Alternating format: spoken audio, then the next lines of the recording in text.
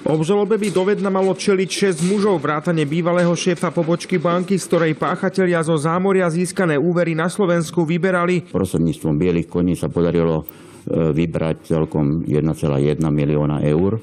Nepodarilo sa im vybrať 3 milióny eur.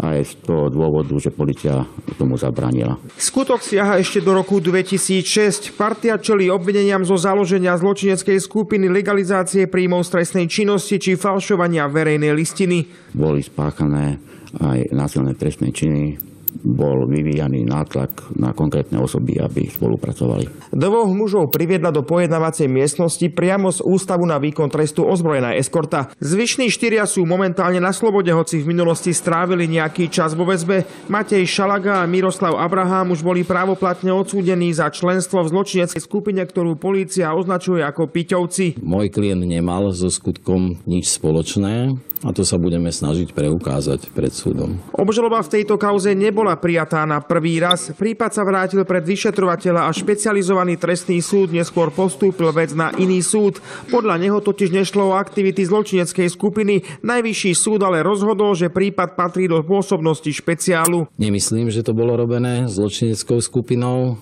aspoň nie v takom zložení, ako je v obžalobe. Senát však napokon nemohol otvoriť dokazovanie, pretože advokát Abraháma sa pojednávania nemohol zúčastniť a ďalší 2 obhajcovia už pre neho nepracujú po tom, čo boli v minulosti obvinení z marenia spravodlivosti. Súd musel hlavné pojednávanie odročiť, nakoľko jeden z obžalovaných nemal pokrytú obhajobu. Pojednávať by sa malo v stredu, pokiaľ sa podarí vyriešiť problém s obhajobou. Z Pezinka Dalibor Skladan, televízia Joj.